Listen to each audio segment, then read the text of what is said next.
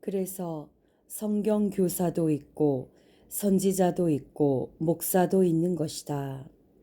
이들은 모두가 믿는 자들이다. 그러므로 인도자가 얼마나 성경을 아느냐가 대단히 중요한데 그 인도자가 눈을 뜬 사람일 수도 있고 소경일 수도 있다. 소경이 소경을 인도한다면 둘 다 실족할 수밖에 없다는 것을 예수께서도 비유로 말씀하신 일이 있다. 그러므로 성경 전서가 무엇을 말하는지 먼저 깨달아야 하는데 그것이 그리 쉽지 않은가 보다. 나도 성경을 소년 때부터 청년이 되어 결혼할 때까지 무려 75독을 했다. 그러므로 성경의 이야기들을 대강은 알고 있었고 또 일부 암송하고 있었으나 성경 속에 흐르는 대화 같은 진리는 깨닫지 못하다가 어느 날 하나님이 나를 길에 세우시고 큰 영감으로 감동시키셨으니 그 순간에 받은 그 은혜의 영감을 어떻게 말로 다 표현할 수가 없다. 그러므로 한 편의 그림으로 조립된 성경을 하나님의 의도라고 이름 짓고서 언젠가는 하나님의 의도를 이해시킬 수 있는 책을 써야겠다는 마음으로 큰 모조지를 펼쳐놓고 생각나는 대로 이것저것 순서대로 그 제목을 적었더니 250권의 책을 꼭 써야만 하겠다는 생각이 들었다. 한 권의 책을 읽기도 피곤하고 또 지루한데 250권을 쓴다는 것은 상상할 수가 없는 일이지만 항상 이를 위하여 기도하고 성령께 영감을 구했다.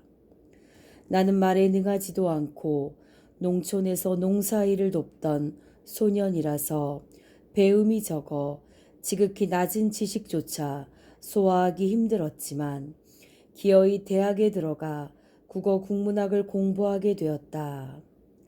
250권의 책을 반드시 써내려면 글도 알아야 하고 글이 가지는 사명도 알아야 한다는 마음에서였다. 마침내 때가 되어 첫 번째 책을 쓴 것이 인자가 온 것입니다. 인자가 누구시며 어떻게 어디서부터 오신 이신가 하는 의문을 통해 글을 쓰기 시작한 것이 250권을 훌쩍 넘어 마침내 300권에 이른 것이다. 이제 이 책을 마지막으로 쓰고 싶다는 마음을 가지는 것은 너무나 힘들고 허리가 몹시 아프기 때문이다. 나는 늘 잠이 부족하여 피곤한 모습을 벗지 못하고 사는 사람이다. 그럼에도 이 책을 쓴다. 내 심령에 흐르는 대화가 있으므로 이것을 꼭 써서 마지막 지식과 지혜의 미천을 다 털어놓고자 하는 것이다. 그러니 얼마나 감사한가. 나 같은 사람이 이런 글을 남긴다는 것이 너무나 행복하다.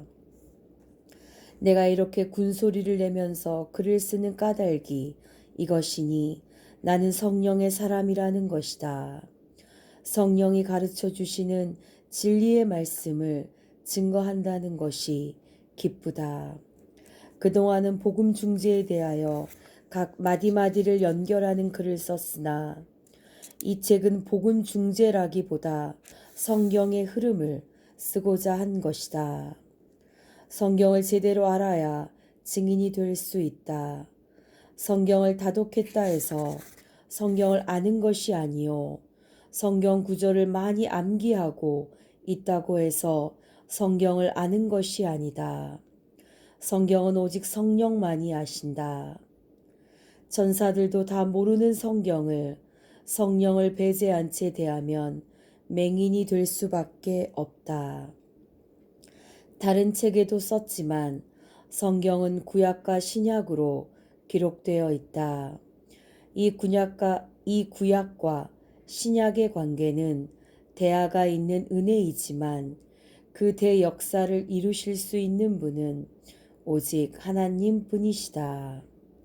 성경에는 천지 창조의 웅장한 역사가 있으나 그보다 더 큰 역사가 태초 이전 영원 전부터 시작되었다는 것을 알아야 한다. 그 물줄기가 굽이굽이 흘러 바다로 연결되는 과정이 얼마나 길며 그 과정에서 물의 순환이 얼마나 많았을까. 그 과정을 담고 있는 성경은 구약과 신약으로 완전히 구분되어 있다. 구약 성경은 이스라엘 백성들이 그들 안에서만 믿고 가르치고 배우던 역사이다. 이스라엘 밖의 사람들은 그 성경에 대하여는 이방 사람으로서 그 안에 기록된 바 그 이루어지고 있는 일들과는 상관이 없었고 그 일들에 대하여 알지도 못했다.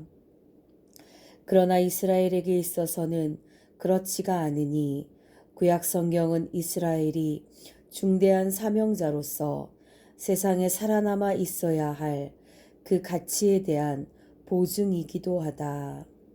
그러므로 구약 성경이 있는 한 이스라엘의 존재는 없어지지 않는다.